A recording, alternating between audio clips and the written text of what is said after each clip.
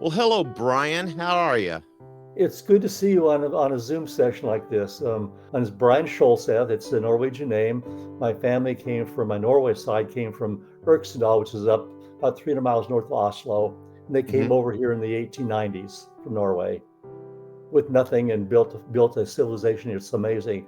And my mother's side came from Vienna. He was a typesetter in Vienna and came here to the United States, knowing only German, but started the largest typesetting company in Seattle in the 1920s. Learned the Uh-huh. English language totally. It's amazing. D- what is how do you say that? Seth? Is that right? Shoal, like Shoal, Uh-huh. Seth. What does that mean? It means the place by the sea, the place by the sea. Interesting. And then the That's last part of the farm name was Scholseth Bakken, so it means the place by the sea on the hill. that's lovely. That's awesome. Very unusual name, actually. Yes. Yep. Well, bring us up to speed, Brian. Who are you? Tell us a little bit about yourself today. Well, I grew up in Seattle area, moved to California in the early 1960s on my own, just didn't know what I was doing, and then got a job down there and worked for Safeway stores for a few weeks. I hated it, Hmm. and then the miracle started. Um, and I could tell you that it was like I was coming home from work one day. I was 20 years old, and there was a kid on the street on the sidewalk next to the apartment complex we lived in, and he said, "Hey, Mister, are you looking for a job?" That was a bizarre question for a 12-year-old to ask a 20-year-old. Right, right. Sure. And I said, "Yeah, actually I am." And he said, "Well, come over and talk to my dad tonight." And so I did. I went to talk to his dad and said, "I have nothing to do with any hiring, but I think they're hiring people at United Technology Center, which made rocket fuels and stuff." So I went down and applied that week and filled an application to become a mail boy. I didn't care what I got, just something different. Right, And right. you know what they do in 1962 when you apply for a job? They actually have to talk to a person. So I actually talked to a person to become a mail boy. Gotcha. And Okay. she talked Interesting. to me and says, "Oh, you've got some really good mathematics and science. Would you like to do something more? Perhaps be a lab technician?" I said, "Great." So she called a guy over, and Frank Ballman interviewed me and said, "You're hired." So I Okay, started the so next week. Yeah. you never even started in the mailroom. You just jumped from mailroom to lab assistant. Yes. She said, "What? How about lab assistant instead?" So That's awesome. great. So that was the miracle that started. So then about 2 weeks later, Rod Beyer was hired. He was a chemical engineer, had his master's in chemistry from Stanford, brilliant guy. And he came in. And so he asked our boss, he said, "I want Brian to work with me directly on a project where we're going to standardize our experiments and investigation of rocket fuels." So Rod and I worked together for Wow. many years together. And at that time, I smoked and drank like most teenagers did, and so on. Mhm. It was kind of common. And he was 28 years old and had 3 kids, and so he smoked and drank. And we'd go to his house, and I'd work in his house at nights after we did this. After we did the test, we'd go sit on the living room floor and just analyze it for hours at night. Became really good friends. And then I was a member of the Lutheran Church. I confirmed everything else. So it was like no big deal. I didn't really like going to church at all. I hated it actually, but I Mhm. knew as a Christian. Um, but as I got to think about things, I really felt I was agnostic, not agnostic, but just agnostic, not knowing. And not knowing, you really need to know. Right. And so I spent a lot of time investigating things. And after years, I would go to different churches and so on. And finally, a miracle happened in 1966. That was the miracle year. That was the year that Rod started approaching me about the Church of Jesus Christ of Latter-day Saints, and I said I'm not really interested at all. But he said, "Well, just." So he showed me just talked about different things and how he was baptized and so on. And then my dad was very, very sick in January. He got really sick, didn't know what they had. He had several surgeries. They couldn't find out what it was. It was cancer of the pancreas. He died 2 months later. And I thought, oh my goodness, Yeah. Yeah. he was That's a that's wonderful man. My mom and my dad never fought. They had truly a marriage made in heaven. And I thought, how can this happen to such a great man? And my mom was with him when he died in the hospital. mhm. He'd been in a coma for 2 days, and all of a sudden, he just sat up in bed one day, looked up in the sky, and said, "My Lord," and fell back and died. Oh, that's beautiful in a way. I'm so That was sorry. a testimony. That made a testimony to me that God does live. Yeah. So I knew I need to find things out. I need to find out. So I'd spent a lot of time investigating it, and of course, I smoked and drank like most kids did. I never took any drugs at all. Never, ever, ever. Just smoking, Mhm. drinking, which is common among teenagers and so on. And I remember going to a party in April. I'd committed I was not going to drink anymore. Just like wasn't going to drink anymore. And my friend went with me, and we went in, and French said, "Have a drink," and she says, "He's not drinking anymore." And so I never drank, and I left that party. And I thought, oh my goodness, how stupid people look when they get drunk. Yeah. And that was a testimony to me that alcohol was really a stupid thing to do. So over the next Your several friend, months, well, you're friends with Rod all through this time, correct? yes, I worked for him for 3 years. We were Okay. side by side. Great friend, great man, brilliant guy, just absolutely brilliant. He designed, we made our own testing equipment. These are Right. big machines he made from scratch. I learned how to do copper tubing and everything else. It was like just a fascinating experience. So he was aware of your father's passing. Am I correct? Yes. And Okay. so he showed me Man's Search for Happiness, which was shown at the New York World's Fair in '64. And today you'd look at it, you say this is kind of cheesy and so on, and low tech. Didn't matter. It was not technology. It was the message was true. That we will meet our ancestors in heaven with a grand reunion. That touched me. I teared. I cried when I saw that 13-minute video. It was that impactful for me. So it made me decide I need to know more. And then I really started sampling churches and everything else. And finally, um, I was starting to go back to Lutheran church because I had a girlfriend in there. She was absolutely gorgeous anyway.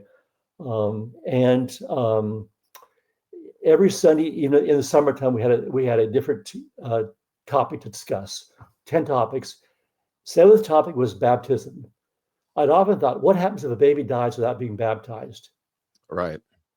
And the minister just kept dancing around it and saying, well, you just do everything you can to get him baptized and just do whatever you can. And finally, the question kept remaining. And he said, I'm really sorry for that baby. And I thought, whoa, that doesn't make sense to me. So I asked Rod. I said, Rod, would you come with me to meet my minister and talk with him about different things? Because I believe that what you're telling me about the Church of Jesus Christ is true, but I want to have a second opinion on it. Right. And so we did, and the minister did, and we went in there. It was a Wednesday night at 7:30 in the evening, and sat and he was sitting in his big fancy chair with 5 wheels and a big mahogany desk and everything else. And he said, well, tell me about your church. And so he sat there with his hands behind his back like this. And Rod said, talk about the angel Moroni. And the minute he started talking about the angel Moroni, the minister started to chuckle. And Rod said, in a second, I don't see anything so strange unless you don't believe in angels. And here's what happened then. The minister dropped his head, his mouth fell open. He'd been had. It was just a job for him. He didn't believe in angels at all. And that was a major impact. I thank that Lutheran minister so much for showing me that it was a job for him and not truly a testimony of the gospel. Right. And so then I thought, oh my goodness, now we really need to make some decisions. So then I remember it was August 13th. I had a sore throat. I decided I was going to quit smoking. So that's actually the birthday of one of my granddaughters, August 13th, so kind of memorable. And I remember sitting on the balcony there and flicking my cigarette off and said, never ever again. And I don't know anything about smoking. Smoke is really hard to stop because when you smoke, you have this flash of desire. I have to have one. Okay. I learned how to beat it. You beat it by doing this. You count to 10 slowly. By the time you got 10 stole, you still want to smoke, but it doesn't need a big part of your body at all. In Gotcha. 30 days, totally gone. I never had a desire to smoke ever again. Just count the 10 slowly. And then you have the willpower to say, I don't need it now, I can wait.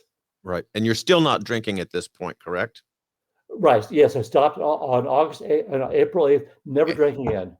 So now you're not smoking and now you're not drinking. Yes. So now I said, okay, I need to make some decisions. So Mhm. Rod said, we'd spent so many hours talking about archaeology and about the gospel, different things that were really fascinating. And he had so much wisdom and understanding of things.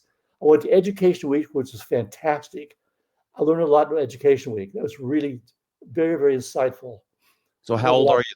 How old are you at this time when you're I doing was Education 24. Week? 24.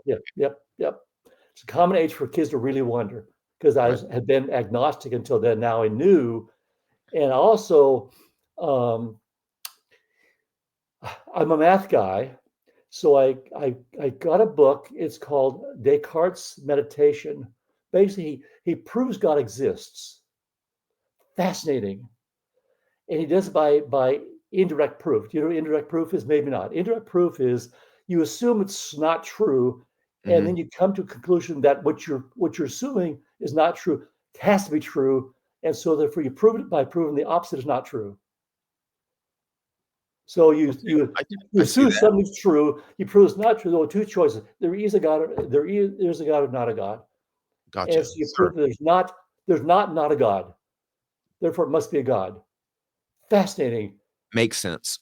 Descartes, amazing mathematician and philosopher. So then Rod said, now it's time for you to start talking to the missionaries. I said, Rod, I don't want to talk to missionaries.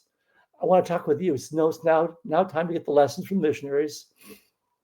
And so it says, okay. So it came over to my apartment, sat at the little card table in the kitchen with the chairs and so on. And they said, Brother Scholzeth, they call me Brother Scholzeth. I'm just Brian. I'm not Brother Scholzeth yet. Brother Scholzeth, we'd like you to stop drinking coffee. And I said, I don't want to stop drinking coffee. I like it. And I hear these punk kids, Sure. 21 years old, I'm 24 years old, say, well, they said, just try it for a week. And I said, these are almost my exact words. Okay, I'll play your silly game. Uh-huh. So they said you can drink Postmates. So when they came back the next week, I'd stopped drinking coffee. I never wanted it again ever. Wow. It was a miracle. Wow. So they said, okay, it's time to be baptized now. It was, wait a minute about that. I'm not ready for that yet. So I knew I needed to make a decision. People were telling me it's a phony thing. Don't do it. You're getting roped up to something you don't want to do. And I said, I need to know for sure. And Mhm. so I fasted and prayed for 3 days and 3 nights. No food, no water for 3 days and 3 nights. I had to know that badly. It was not just a desire. I had to know. And amazing, I could do it. No water, no food for 3 days. I got hungry, and then all of a sudden the hunger went away. And Right. the desire to know that it was true was much more important. And then I said, okay, I'm ready to be baptized. Then Rod made a really important comment. He says, in the next 2 weeks, Satan is trying to do whatever he can to convince you not to get baptized. Oh, yes. People mentioned things I didn't know about the church. I thought, oh, I don't know about this. So I talked to Rod. It all made sense. I didn't know about the temple really very much and so on. Right. And so I was baptized on October 1st, 1966, between the Saturday afternoon session of conference and the Saturday priesthood session that night. So it was actually priest on that Saturday between the session conference. Changed my life forever. I can't imagine not being a member of the church. Well, let me ask you this, Brian. Was there something that they spoke to the missionaries that they spoke to that really stood out to you or I, I, Rod? I just think that they were so bold to know that they should just ask me to stop drinking coffee. Mhm. And when I Mhm. said I don't want to, they didn't say, okay, well, it's okay. No, just try it for a week. They knew I knew they were inspired to know that I would do that. Yeah. Just every other thing I'd done for a week, like stopping smoking for a month, stopping drinking in 1 week, just like that. So they knew from that standpoint, I had the desire to really know. And Right. I wasn't just trying to get more information, but I had to know. I had to know. Yeah, you stopped all 3 of those vices cold turkey. You just cut them off. 1966, yes. And That was the miraculous year. And I often wonder if my dad didn't voluntarily die, knowing that I would become a member of the church. Because none of the rest of my family, on my mother's side, nobody was a member of the church. And still today, I have to go back many generations before I can find a connection. So it's wow. really, yeah, yeah. But So have you done is your mother still living? she died in 2006. She was 95 and a half, Okay. strong-willed. She didn't join the church. She was devastated by my dad's death. It says, why would she take my dad away, my husband away? Um, she grew up she grew up, she, she was born in Seattle in 1911. She went to school speaking only German in 1916. That was not popular at all. Right. She learned the English language and she learned all the nuance of the English language. She loved the language. She loved H.O. Mencken and his writings about language and so on. And she would write lots of letters. And I have about um, her journals she wrote, and never wanted anything to do with them, but I got them at least and have them. So I'm typing them all up. And it's probably about 300 pages of typewritten journals of random comments and tender moments and funny moments and her sarcasm and everything. Also, her father's letters to my uncle in World War II. My uncle was in World War II. He flew for the U.S. Air Corps, Yeah. and so my grandfather sent him letters. And fortunately, my uncle saved the letters, and I Nice. have his original letters. Those are priceless, aren't they? Yes, so that'll be in this book Yeah. with my mother's letters too. Yes. I'm going to ask this believing I already know the answer. You've done the work for your mother and your father, have you not? In the temple? Yes, yes, it was interesting. I had my dad died in '66. My mother died in 2006. So she married again, a great man, and he died. So she had two good husbands. Hmm. But she's in her letters and her journals. She every day she gets something about her dear Elmer, um, how they met. They met, and a lot of these things happen because of evil things that take place. But I say every event that's ever happened to me has been a blessing. All the bad things, all the good things. My grandfather, uh, my mother's mother, went back to Europe in 1922 to visit family back there and never came back to the U.S.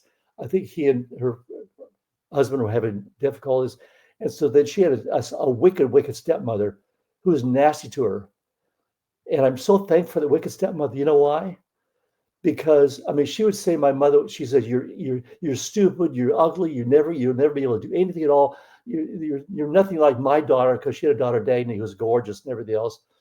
And anyway, because of that, my mother became strong, and she went with her stepsister to dance at the Lutheran church. Met my dad one time and never saw him again. Then later on, my mom was a registered nurse and she was in the hospital. She saw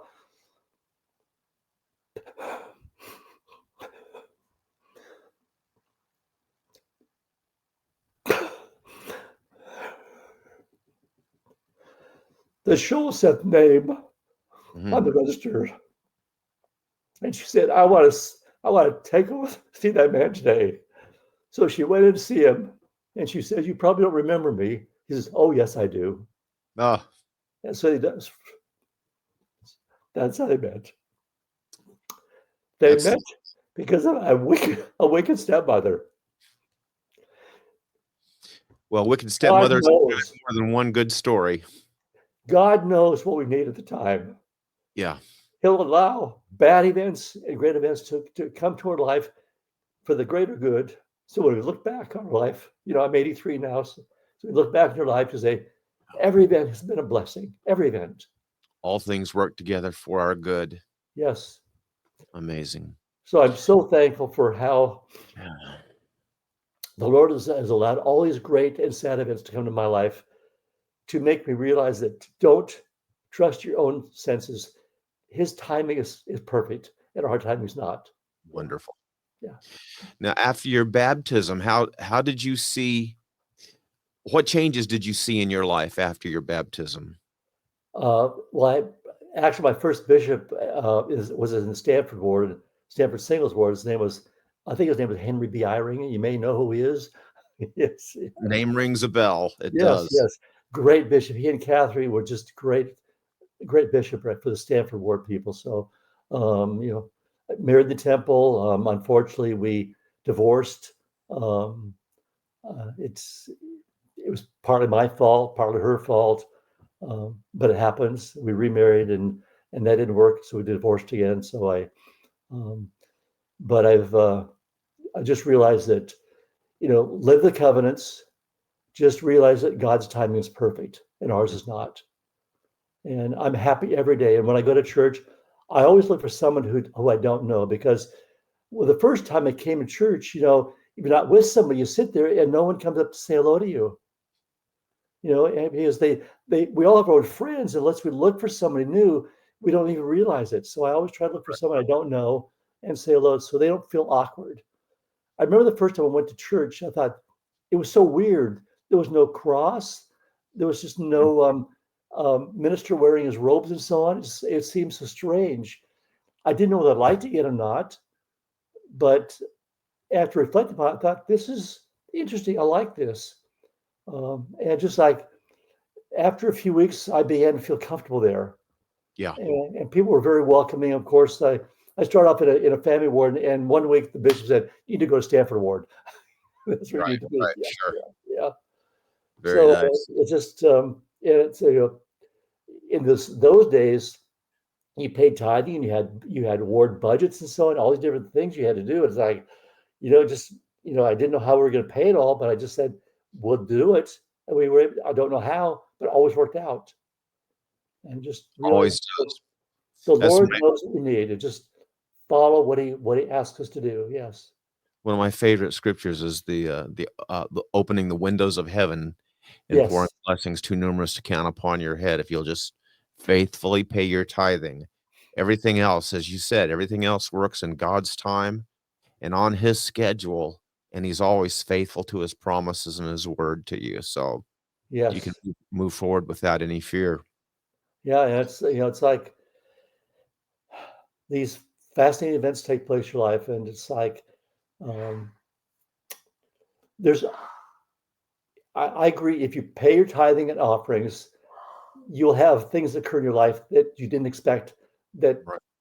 you know, we had a disastrous theft by a financial advisor who was allegedly a friend of ours, and it basically wiped us out totally. This was 15 years ago, Mm, and we I was self-employed tutor in mathematics, so I'd already paid the next year's tithing in advance. What a blessing that was. So I had the tithing. This happened in December, so I had all of this the following year's tithing paid, because I pretty much figured what I was going to make, and that was a blessing not to have to worry about that. And we prayed about it and said, I've been poor before. We can start from scratch. And that next year there, I almost doubled my students, because before I had gaps between appointments. mhm. This next year, I was able to get 7 instead of 3, or 9 instead of 5 in a day. Yeah, Wow. He will make things right for you, and so it's a testimony that just pay your tithing. It always works, and Amazing. keep your covenants. It always works. Yeah. Did you get all the points out that you wanted to talk about? Yeah, I cry, because it's like it's so. Even though these events are almost 60 years away, they're like they happened just yesterday. Yeah. I just, I'm thankful for my parents for really loving each other, and for just, I had the best life growing up. I guess the one thing I'd say is, if you could all avoid divorce, do it. It has, my kids I love my kids. We're going to see one of my one of my kids and grandkids this weekend, but it damaged them dramatically. It does, you know. You just realize, and I guess also, I think what I would do today is have a weekly visit with each of my kids on an individual basis, just on a private, just nothing important, just then half an hour once a week with each kid differently. Talk about anything they want to, because then when the important things come out, they'll want to talk to you. Yeah. Yeah. That's sage wisdom. That's I can see the wisdom of that. I've seen parents who do that and parents who don't do that, Yeah, and it has a real impact on the next generation, on those yeah, kids, and the yeah, parents too. You can see that it really mellows the parents out and yep, helps them appreciate the love of their children. yep. I love the Lord. I love. Um, I love life. I'm not worried about dying. I just have to get my books. I've written 3 books so far. This is sort of like side note, I guess. The first book is I met a man in 1970 in Czechoslovakia. I, he was the archivist. My brother had met him 2 years earlier.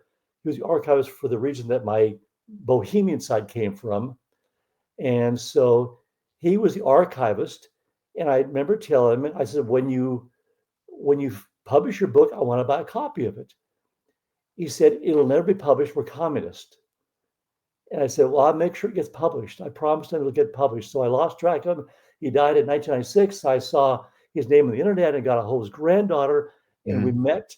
And she had a trunk full of over 1,000 pages of the archives of this region of Bohemia that he was the archivist for. It shows each house, who lived there, what kids were born, married, died, what they bought the property for, what they sold it for, and so on. And Wow. so I got this. We went to Czechoslovakia in 2016 and got a thumb drive of all this stuff. And that was 2,000 hours of effort on that year to get that published. It's 864 pages, exhausting just to take all these typewritten pages and make them fit right so it's Mhm. readable. But so that then the next book I published, it's called 5 Questions Changed My Life, which is what you have the copy of those 16 pages. And the next book was 5 Years of Change. So those are my books. And the last book will be one with my mother's letters, my grandfather's letters, and my two brothers' letters too. One of my brothers was bored during COVID time, and he said, "Well, Karen said, Brian's writing a book. Why don't you just do something?" So Jack said he sat down and typed out his autobiography of 44 typewritten pages. He sent it to me on May 18th, 2020. On June 5th, 2020, he died. Okay. Oh my gosh. Yes. Wow. Wow. Talk about Uh, talk about timing. If he yeah. had not had done that, his That his daughters and their kids and grandkids would not have his life history. right, right. It's amazing. 2 weeks. N So now my n younger brothers, he sent me his yesterday. He's working on his 125 page document too. Yeah. So Dan, you got to get this finished. He says, yeah. He says, if I die ahead of time, at least you got my rough draft. If somebody wanted to get, any of this information that you have, is there a way people can contact you or find these books that you've got out? They're only if they want a copy, I'll send it. I publish hardback copy. I want a copy that's ever heard of Smythstone, Smyth. Smythstone, like if you look in your hymnals, they're sewn in pages. You'll see the strings every 16 or 32 pages. I want a Smythstone book that would last forever. So it's a hardback book. So if they want to, if they're interested, I'll be glad to send them a copy, a PDF of it so they can read it that way. But I only published about 160 copies. I have 40 copies of books that have never been opened yet. They're in boxes to be given or sold to my great grandkids for $20. So Gotcha. if they want it, they got to pay something for it. Because if you Okay. give them something for free, they'll have to throw it in a bookshelf, right? Just Right, 20 right. bucks, something. Yeah, I'll be dead by then, but so therefore those 3 books, if they want a copy of the Czech one is actually I sent to the church, the Genealogical Society in Salt Lake, so they have a copy of my book. It's also in Okay. the Library of Congress. But That's what I sent them also the PDF of it so they could actually download it and do okay. genealogy research, or they could just email me and get stuff for it. But All yeah, right. That's what I was thinking, is because I think there are a lot of people who do family history who would be interested in all that that trunk load of stuff that you discovered. and how you go about doing a book. If you've never done a book before, it's really hard to even know how to start. I didn't know how books are organized. Each page has a certain format to it.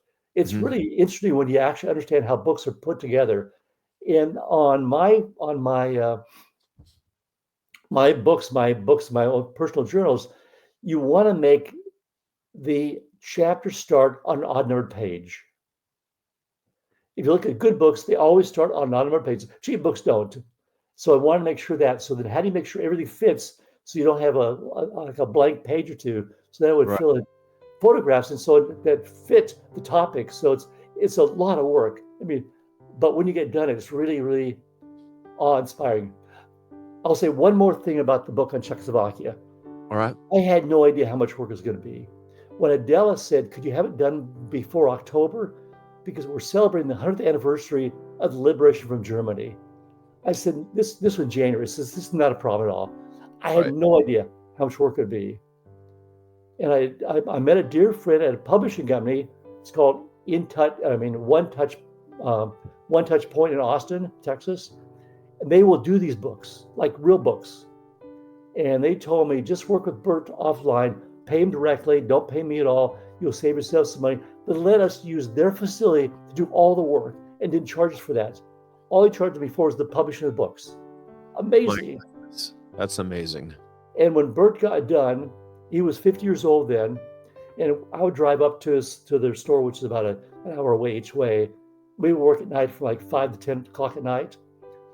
When we got done, he said, "This is the most important thing I've ever done in my life." He said, Wow. "This is the most important thing I've ever done in my life." He said it to me. I thought, wow. So God's rules forward. he knew how much it meant to me Yeah. and family.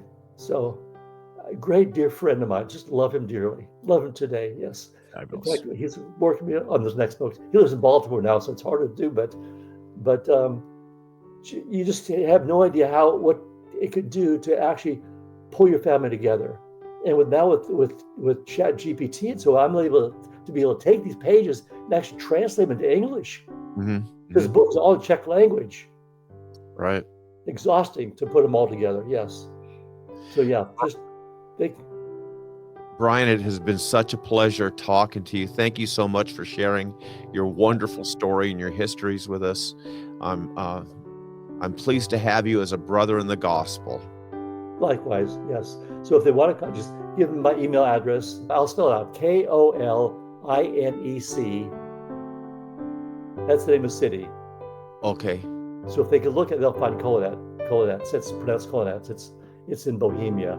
KOLINEC.book@gmail.com. Okay.